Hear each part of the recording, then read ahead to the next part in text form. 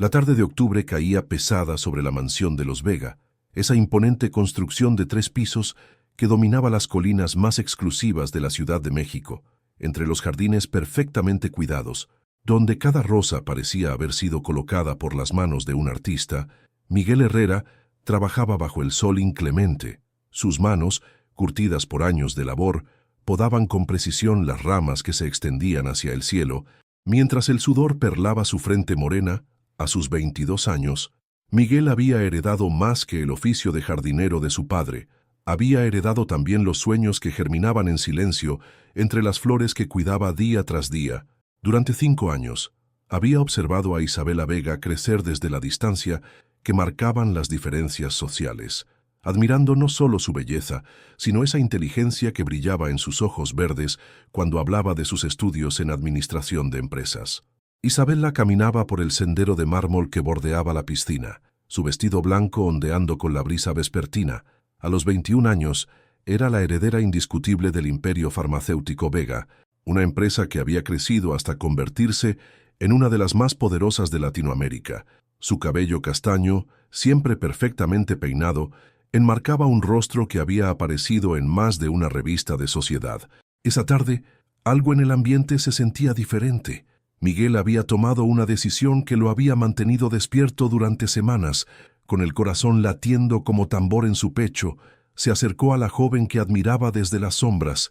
Sus pasos sobre la grava crujían con cada paso, anunciando una conversación que cambiaría el rumbo de ambas vidas para siempre. «Señorita Isabela», murmuró con la voz entrecortada por los nervios, sosteniendo entre sus manos un pequeño ramo de las flores más hermosas del jardín, aquellas que él mismo había cultivado durante meses.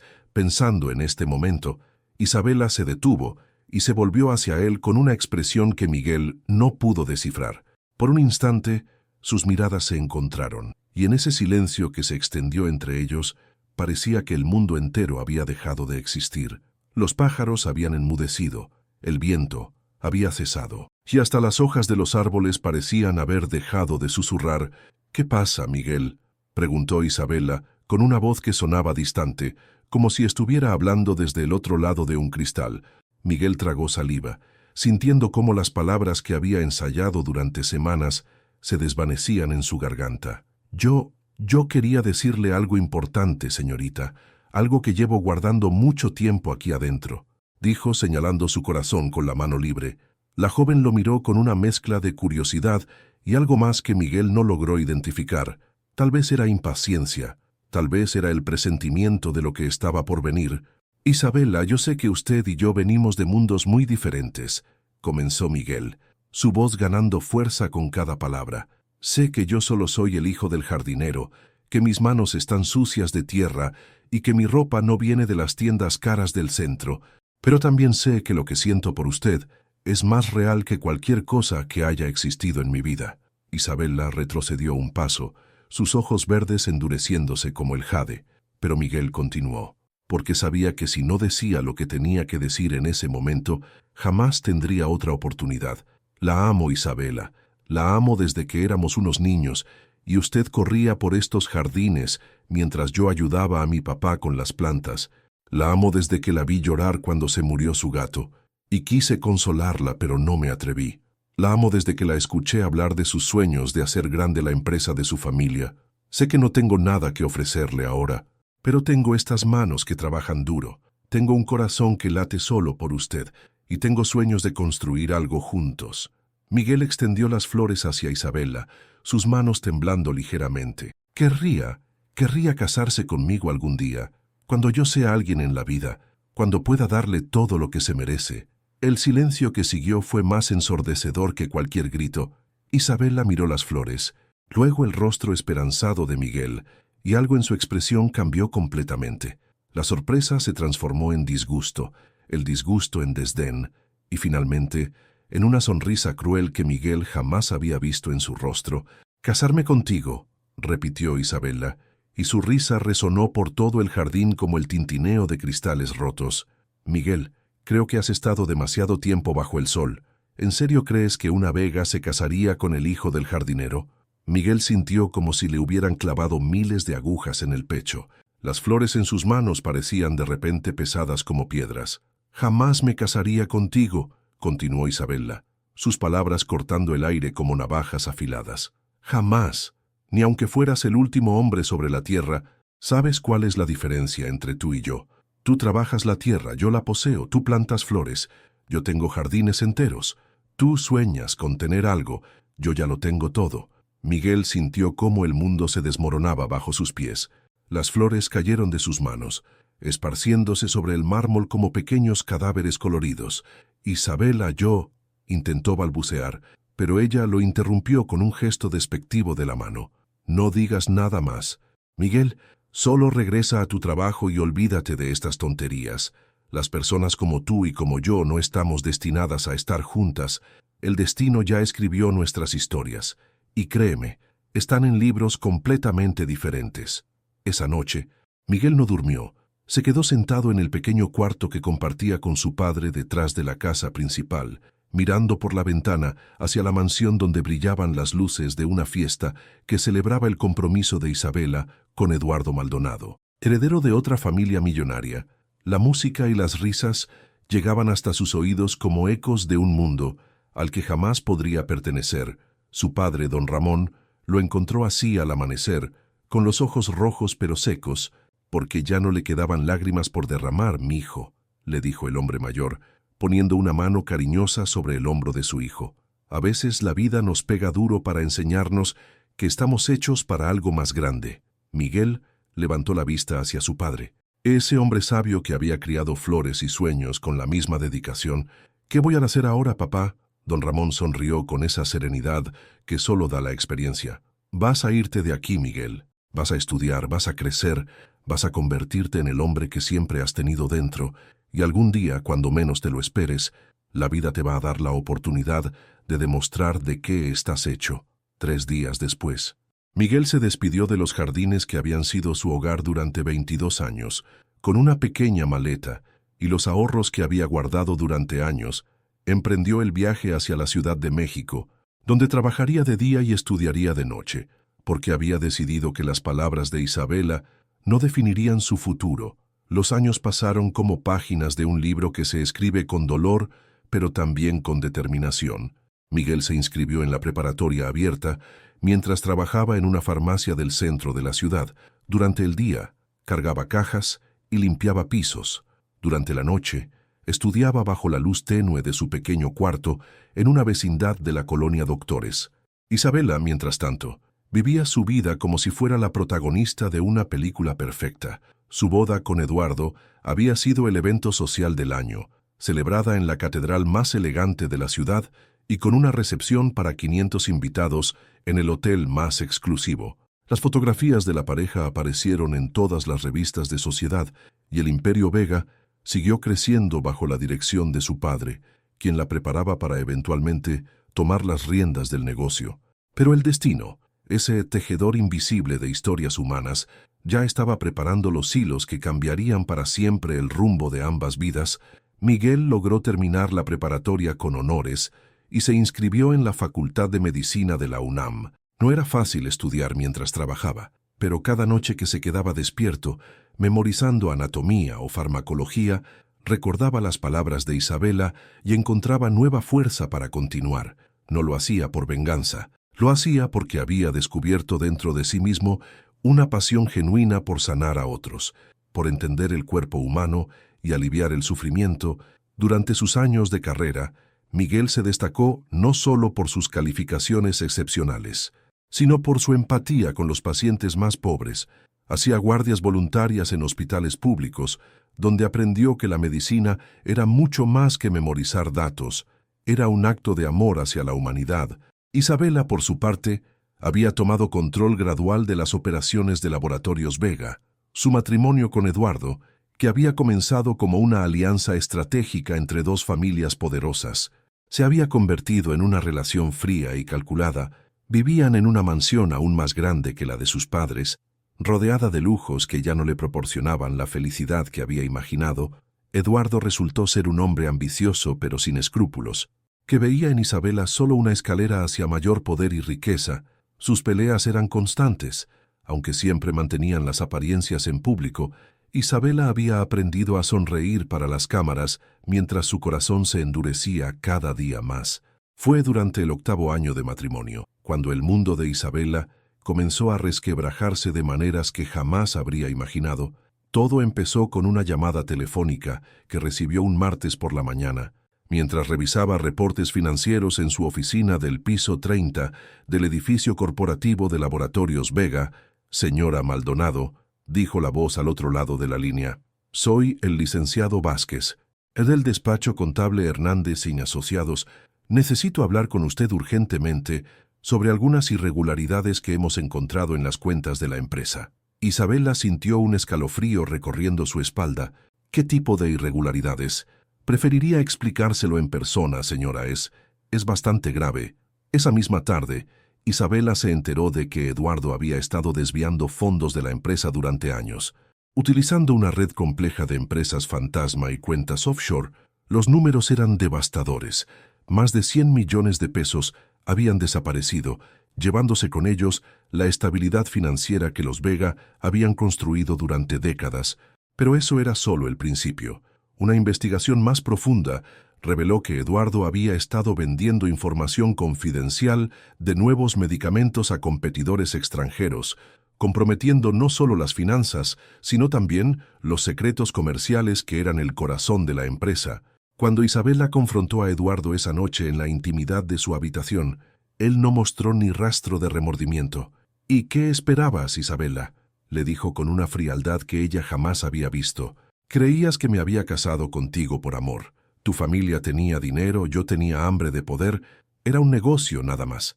«Un negocio», susurró Isabela, sintiendo cómo 8 años de su vida se desmoronaban ante sus ojos. «Eso fui para ti un negocio». Eduardo se encogió de hombros mientras guardaba ropa en una maleta. «El dinero ya está seguro en cuentas que jamás podrás tocar. Los contactos internacionales ya están establecidos.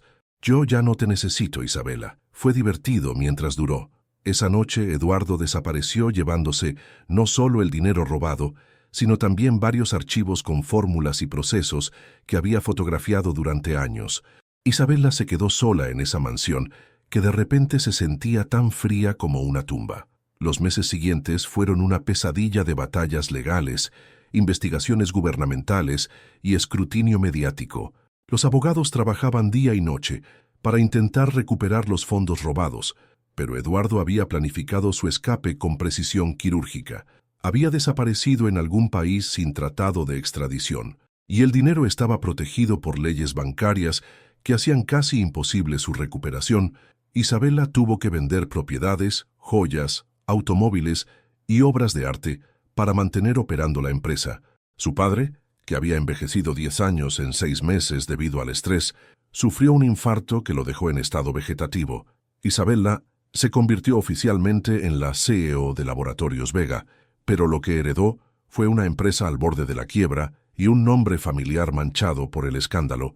El trabajo se convirtió en su única obsesión. Isabela pasaba días enteros en la oficina, durmiendo en el sofá de su despacho, intentando desesperadamente salvar lo que quedaba del imperio familiar. Comía mal, dormía poco, y el estrés comenzó a pasar factura en su salud de maneras que inicialmente ignoró.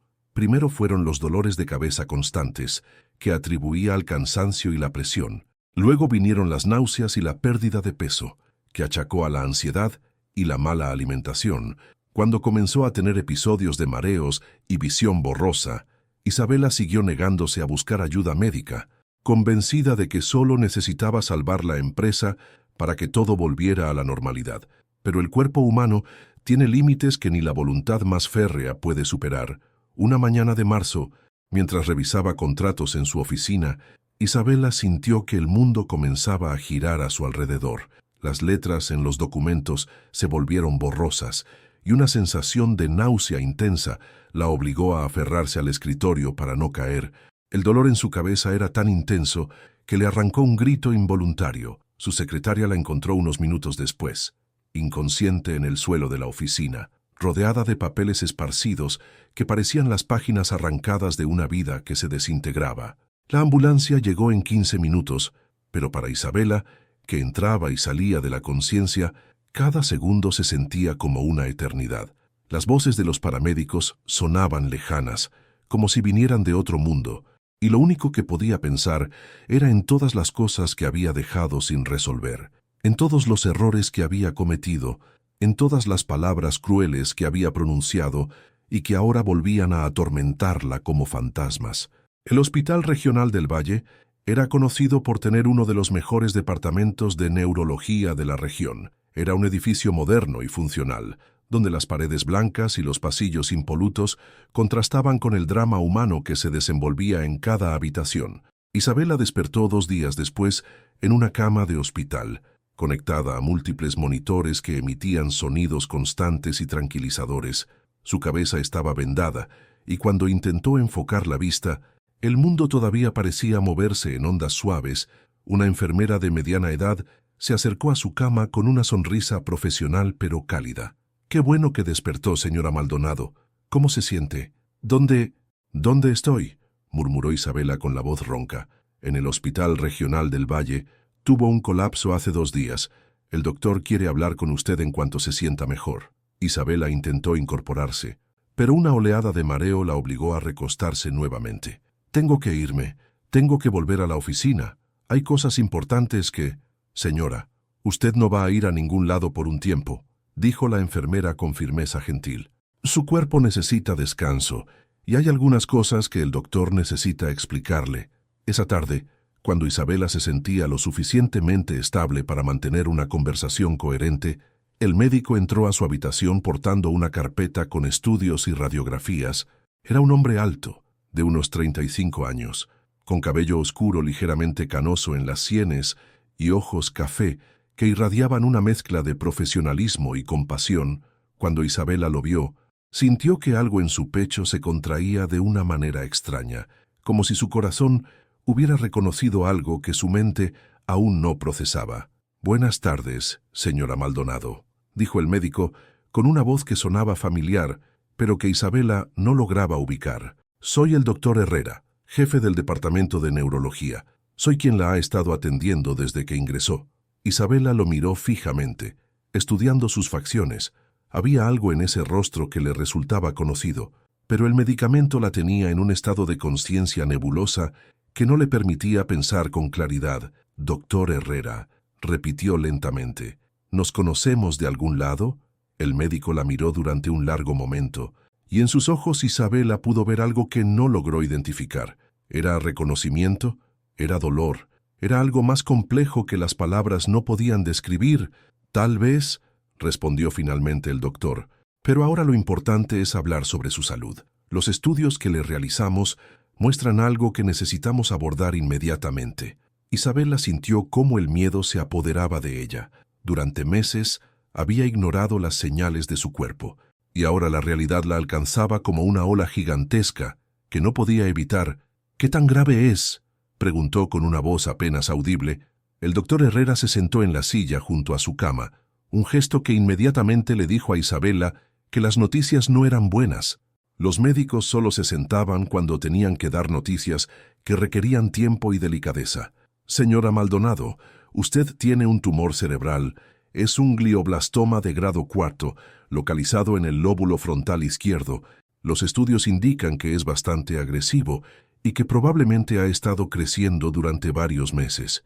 Isabela sintió como si el mundo se hubiera detenido completamente. Las palabras del doctor resonaban en su cabeza como ecos distantes, pero su significado tardaba en penetrar la barrera de shock que había construido su mente. «¿Un tumor?», susurró. «Cáncer, sí», confirmó el doctor con gentileza. «Es una forma muy agresiva de cáncer cerebral. Sin tratamiento, el pronóstico es de 3 a 6 meses. Con tratamiento intensivo, podríamos extender ese tiempo significativamente». «¿Pero qué?», interrumpió Isabela, aferrándose a cualquier esperanza.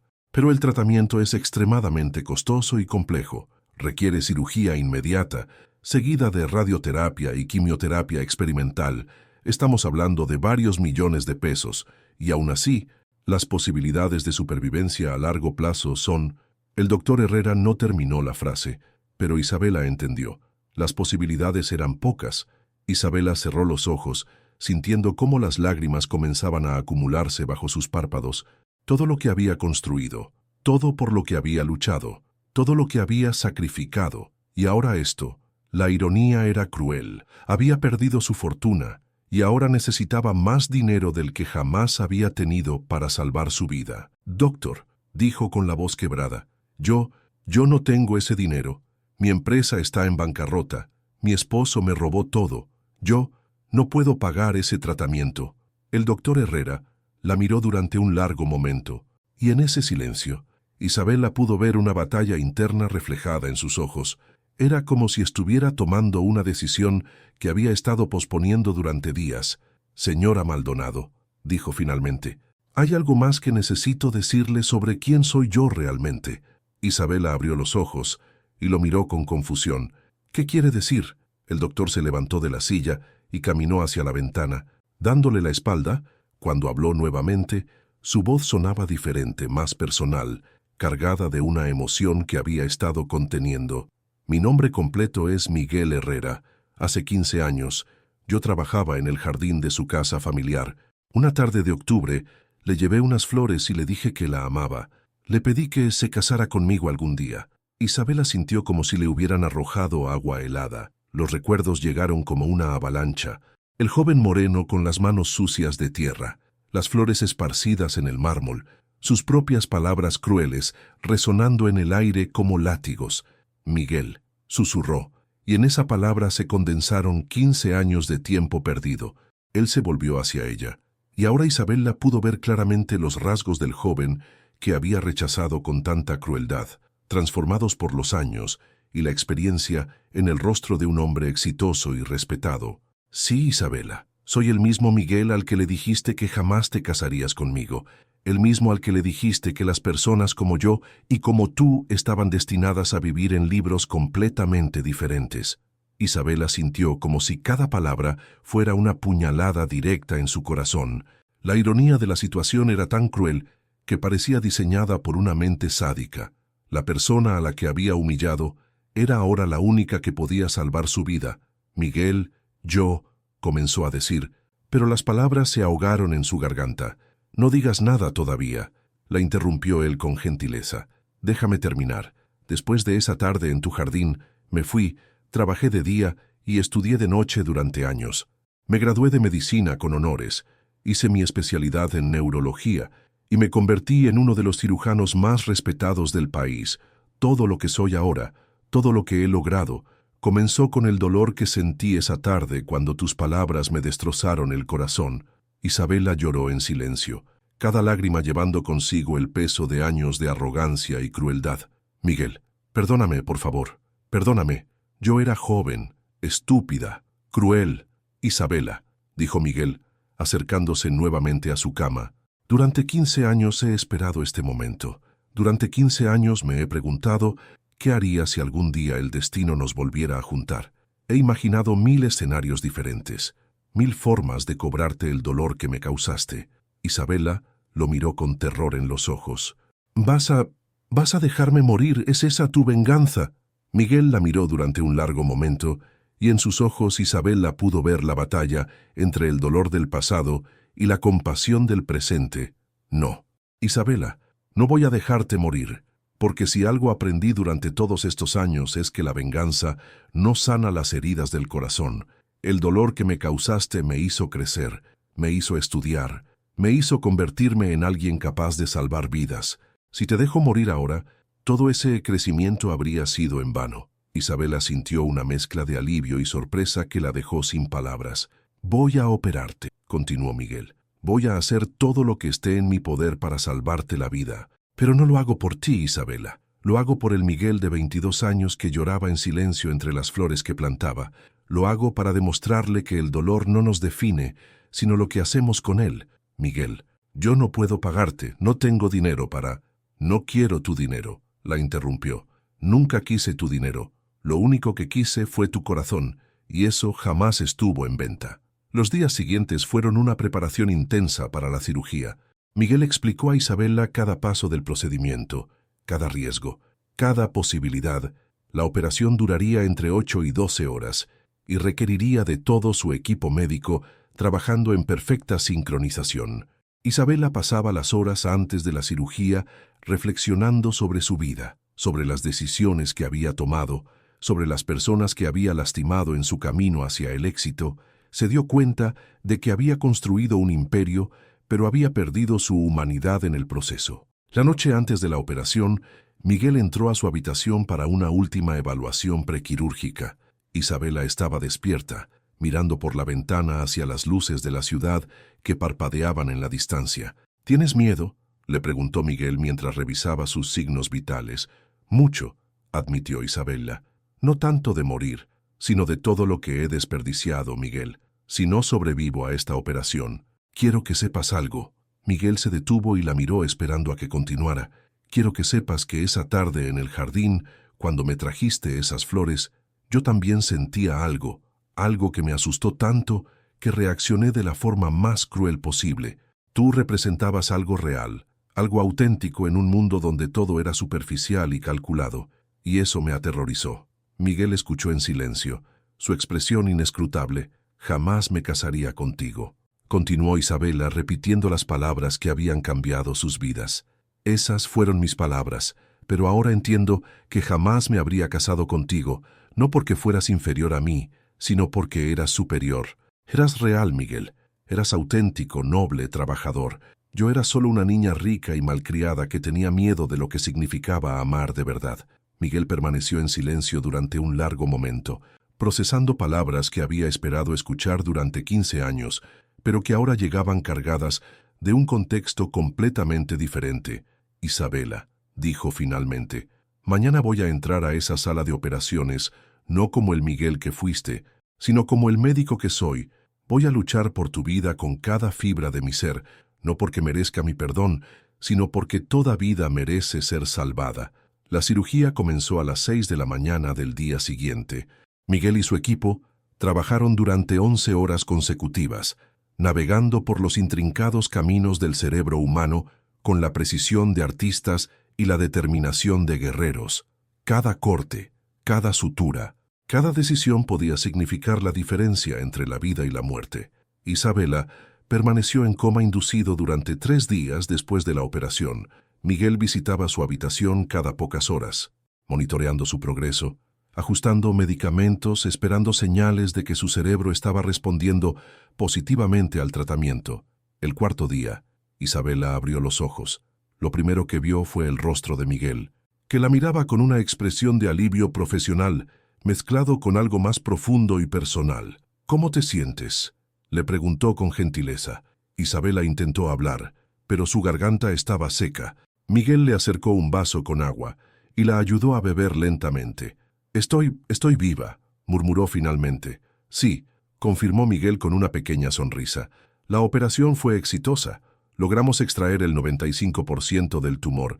Vas a necesitar quimioterapia y radioterapia, pero el pronóstico es mucho más optimista ahora. Isabela cerró los ojos, sintiendo una gratitud tan profunda que no tenía palabras para expresarla. Miguel, ¿por qué me salvaste después de todo lo que te hice? Miguel se sentó en la silla junto a su cama, igual que había hecho días atrás cuando le había dado el diagnóstico, porque aprendí algo durante todos estos años de estudio y trabajo. Aprendí que el amor verdadero no busca venganza. El amor verdadero sana, perdona y construye puentes donde otros construyen muros. ¿Todavía me amas?, preguntó Isabela con una voz apenas audible. Miguel la miró durante un largo momento antes de responder. Amo a la memoria de lo que sentía por ti. Amo al joven que fui y que creía en cuentos de hadas, pero el hombre que soy ahora entiende que el amor no puede construirse sobre el sufrimiento, ni puede forzarse donde no existe reciprocidad. Isabela sintió una punzada de dolor que no tenía nada que ver con la cirugía. Entonces, no hay posibilidad de que nosotros veamos a Isabela, dijo Miguel con gentileza pero firmeza. Tú y yo vivimos experiencias que nos convirtieron en personas completamente diferentes. Yo me convertí en alguien que sana. Tú te convertiste en alguien que lastima. Pero eso no significa que no puedas cambiar. Los meses siguientes fueron un periodo de transformación profunda para Isabela. El tratamiento de quimioterapia y radioterapia la debilitó físicamente, pero algo en su espíritu comenzó a fortalecerse de maneras que jamás había experimentado.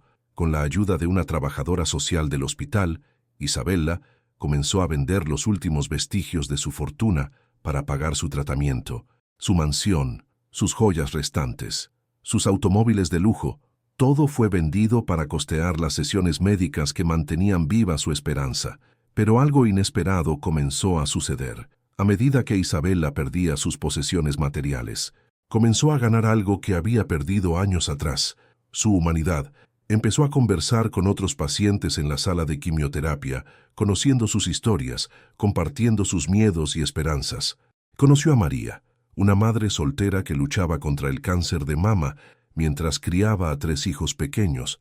Conoció a don Carlos, un jubilado que había trabajado toda su vida como taxista y que ahora enfrentaba leucemia sin seguro médico. Por primera vez en su vida adulta, Isabella se encontró cara a cara con personas que luchaban batallas mucho más difíciles que las suyas, pero que lo hacían con una dignidad y fortaleza que ella jamás había imaginado posible. Una tarde, mientras esperaba su turno para radioterapia, Isabella vio a una mujer joven llorando en el pasillo. Se acercó a ella con una timidez que no había sentido en años. ¿Está todo bien?, le preguntó. La mujer, que no podría tener más de 25 años, la miró con ojos hinchados por las lágrimas. Mi esposo necesita una operación urgente, pero no tenemos dinero para pagarla. El doctor dice que sin la cirugía. Isabella sintió algo moviéndose en su pecho, una emoción que no había experimentado en décadas, el impulso genuino de ayudar a alguien sin esperar nada a cambio. Esa misma tarde, Isabella habló con Miguel sobre el caso de la joven. Para su sorpresa, él ya conocía la situación. Se llama Ana, le explicó Miguel. Su esposo tiene un tumor cerebral similar al tuyo, pero está en una etapa más avanzada. La operación es posible, pero extremadamente riesgosa y costosa. Isabella permaneció en silencio durante un momento, tomando una decisión que habría sido impensable 6 meses atrás. Miguel, quiero pagar su operación.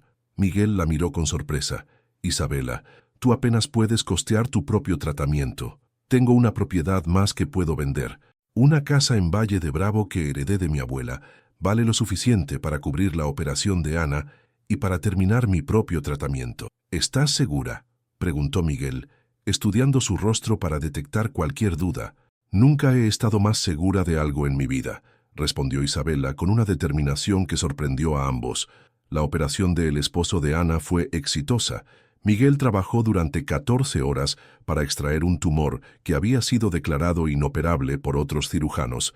Cuando Ana se enteró de que Isabella había pagado por todo, intentó buscarla para agradecerle, pero Isabella había pedido específicamente que su identidad se mantuviera en secreto.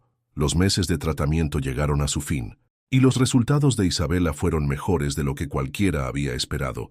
Los estudios de control mostraron que no había señales de cáncer restante, y su pronóstico a largo plazo era excelente.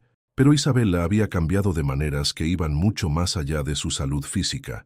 La mujer que había entrado al hospital como una millonaria arrogante y cruel había emergido como alguien completamente diferente. Humilde, empática y genuinamente interesada en el bienestar de otros. En su última cita médica con Miguel, Isabella le hizo una propuesta que él jamás habría esperado. Miguel, quiero trabajar contigo. Él la miró con confusión. ¿Trabajar conmigo en qué sentido? Quiero crear una fundación para ayudar a pacientes que no pueden costear tratamientos médicos caros. Tengo experiencia en administración de empresas, y tú tienes la experiencia médica. Podríamos formar un equipo. Miguel consideró la propuesta durante varios días. La Isabella que había conocido 15 años atrás jamás habría pensado en dedicar su vida a ayudar a otros. Pero la mujer que estaba frente a él ahora era genuinamente diferente. «Está bien», le dijo finalmente, «pero con una condición». «¿Cuál?». «Empezamos pequeño, un consultorio en una colonia popular, atendiendo a personas que realmente necesitan ayuda. Nada de lujos, nada de oficinas elegantes. Solo trabajo real ayudando a gente real». Isabella sonrió, y Miguel se dio cuenta de que era la primera vez que la veía sonreír de manera completamente auténtica. La Fundación Esperanza comenzó operaciones en un pequeño local rentado en la colonia Nesa, una de las áreas más pobres de la Ciudad de México.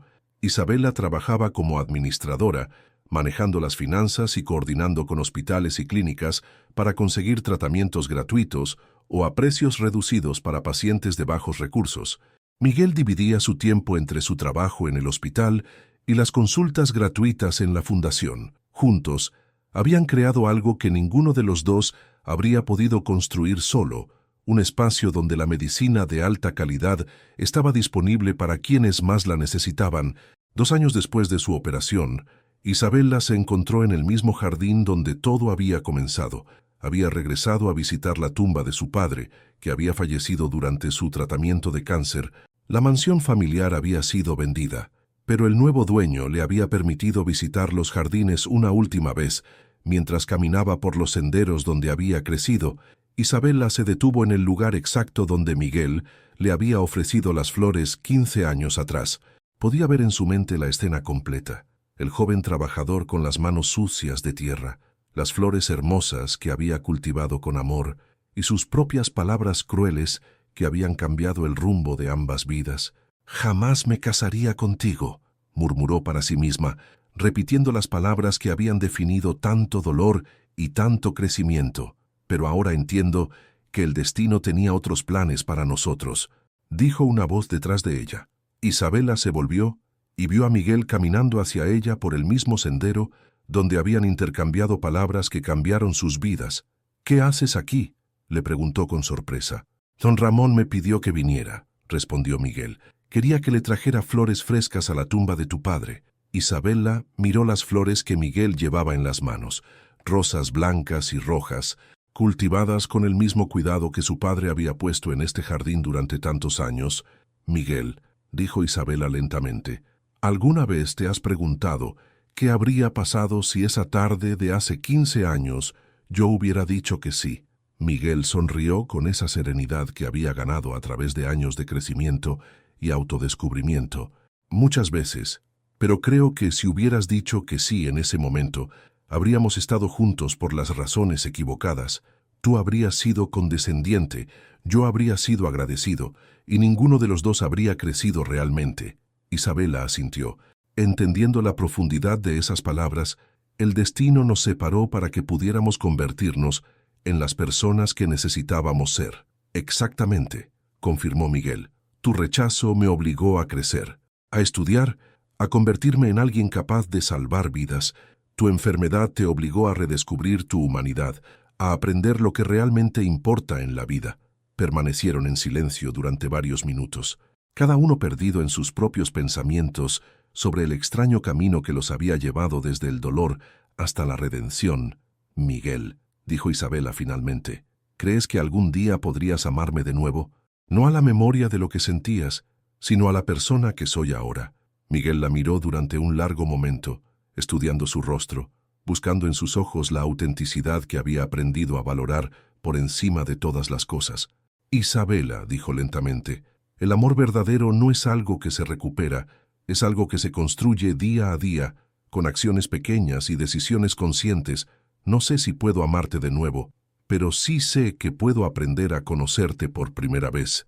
Isabela sintió una mezcla de esperanza y realismo que nunca había experimentado.